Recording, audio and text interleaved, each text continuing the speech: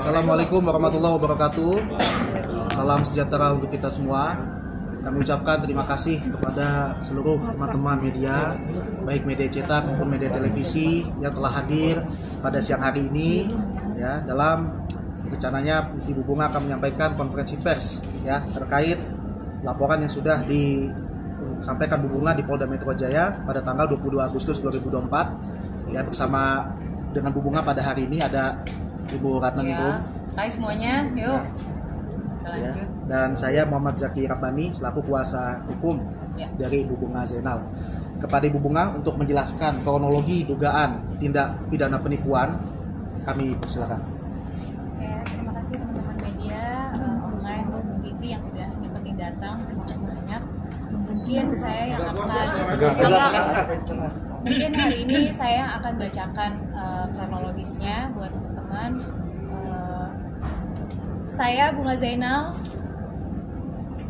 menjadi korban dugaan tindakan pidana penipuan yang diduga dilakukan oleh teman dekat saya yang bahkan saya sudah anggap seperti saudara saya sendiri.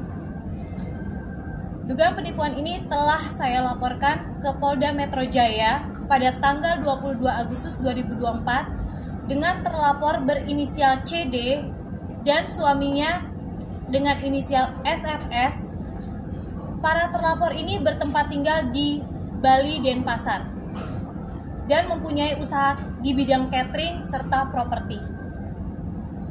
Kronologis dugaan tindak pidana penipuan yang dialami saya yakni sebagai berikut. Perkenalan saya dengan para terlapor dimulai sekitar tahun 2020 bertempat di Bali. Para terlapor ini memang bertempat tinggal di Denpasar, Bali, dan pertemuan saya tersebut menjadikan para terlapor sangat dekat hubungannya dengan saya dan suami saya. Saya dan suami saya yang kemudian sering mengajak para terlapor untuk makan bersama, nongkrong bersama, dan berkegiatan di Bali. Dan kedekatan yang cukup intens menjadikan saya dan para terlapor dianggap sebagai saudara saya sendiri. Kedekatan dan aktivitas intens tersebut kemudian dimanfaatkan oleh para terlapor untuk mengajak saya berinvestasi pada proyek pengadaan, yang saya kemudian menyetujui untuk berinvestasi dengan mengirimkan uang secara bertahap dari tahun 2022 hingga 2024. Investasi tersebut telah dimulai pada tahun 2022. Pada awal pelaksanaan investasi, terlapor selalu membayarkan profit yang disepakati.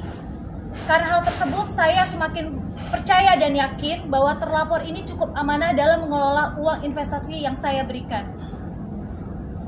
Karena terlapor semakin dekat dan menjadi kepercayaan saya, terlapor kemudian menawarkan investasi proyek pengadaan dengan modal yang sangat besar dan dilakukan secara bertahap. Agar semakin meyakinkan saya, terlapor kemudian mempresentasikan kepada saya terkait keuntungan investasi tersebut dan memberikan purchase order pengadaan barang. Saya semakin yakin, terlebih lagi purchase order tersebut adalah purchase order Copernic yang merupakan salah satu yayasan terbesar di Bali. Saya kemudian setuju atas tawaran terlapor sehingga saya mengirimkan uang investasi kepada terlapor dengan jumlah keseluruhan mencapai 6,2 miliar secara bertahap. Terlapor kemudian meminta saya agar membujuk suami saya untuk turut serta berinvestasi kepada terlapor. Dan berulang-ulang kali terlapor selalu membujuk saya agar saya bisa memastikan suami saya ikut berinvestasi. Dan pada akhirnya suami saya ikut menginvestasikan uangnya kepada terlapor secara bertahap juga. Dan total uang yang diinvestasikan suami saya kepada terlapor kurang lebih sekitar 6,5 miliar rupiah.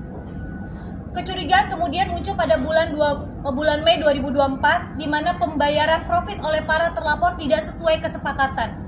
Terlapor seringkali menunda pembayaran profit dengan segala dalih dan alasan yang disampaikan pada terlapor, seperti alasan rekening yang terlapor diberikan seperti alasan rekening yang dibekukan oleh pihak Bank BCA. Selain itu, alasan lain adalah terlapor menyatakan belum ada pembayaran dari pihak Copernic. Hingga pada Juli 2024, profit tidak dibayarkan terlapor sepenuhnya kepada saya. Bersamaan dengan itu dikejutkan dengan adanya korban-korban lainnya yang memiliki nasib serupa dengan saya, yaitu korban-korban lain tersebut mengirimkan uang investasi kepada para terlapor, namun uang yang diinvestasikan tersebut tidak dibayarkan profitnya. Bahkan beberapa korban lainnya menyatakan bahwa terlapor diduga menggunakan kedekatan saya dan juga nama baik saya untuk memberikan uang investasi kepada terlapor, sehingga beberapa korban lainnya menuntut kerugian kepada saya yang sejatinya saya juga adalah korban dari terlapor. Saya kemudian mencari tahu kebenaran proyek investasi yang ditawarkan kepada saya. Ternyata fakta bahwa purchase order Copernic yang ditawarkan para terlapor kepada saya itu diduga kuat adalah palsu. Betapa terkejutnya saya dikarenakan para terlapor sudah saya anggap seperti saudara saya sendiri, bahkan sangat dekat dengan anak-anak saya. Hal itu yang membuat saya sangat terpukul dan sangat shock. Saya menggunakan uang untuk investasi adalah uang yang saya kumpulkan untuk masa depan anak-anak saya dari hasil syuting dan juga iklan selama ini yang saya kerjakan. Total kerugian seluruhnya diperhitungkan dari modal gabungan antara modal saya pribadi, suami saya, dan juga modal dari dua perusahaan saya, yaitu PT Bunga Cipta Mandiri dan Bunga Kreatif Studio, dengan modal keseluruhan mencapai kurang lebih 15 miliar. Namun para terlapor tidak mengedepankan penyelesaian, baik dengan mengundang terlapor. Saya sempat mengundang terlapor pada tanggal 8 Agustus 2024. Dalam pertemuan tersebut, para terlapor menjanjikan penyelesaian dengan mengalihkan aset-aset yang dimiliki terlapor pada saya. Namun janji-janji tersebut tidak ditepati.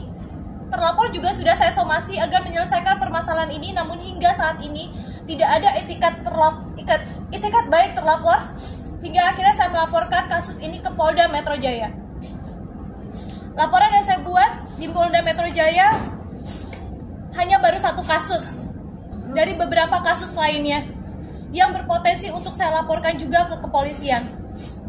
Salah satunya adalah terlapor menyalahgunakan jabatan selaku Direktur Utama di PT Rasa Sedap Nusantara dengan merek dagang bunga box catering untuk melakukan kerjasama investasi dengan pihak ketiga, namun dana tersebut tidak ditransfer ke rekening PT Rasa Sedap Nusantara, melainkan ditransfer ke rekening CV3 Srikandi yang diduga rekening tersebut adalah milik teman terlapor di Bali, serta kasus-kasus lainnya yang mungkin akan saya laporkan ke pihak kepolisian. Saya juga mendapatkan informasi pula dari direct message Instagram saya terkait adanya masyarakat yang diduga menjadi korban penipuan oleh para terlapor.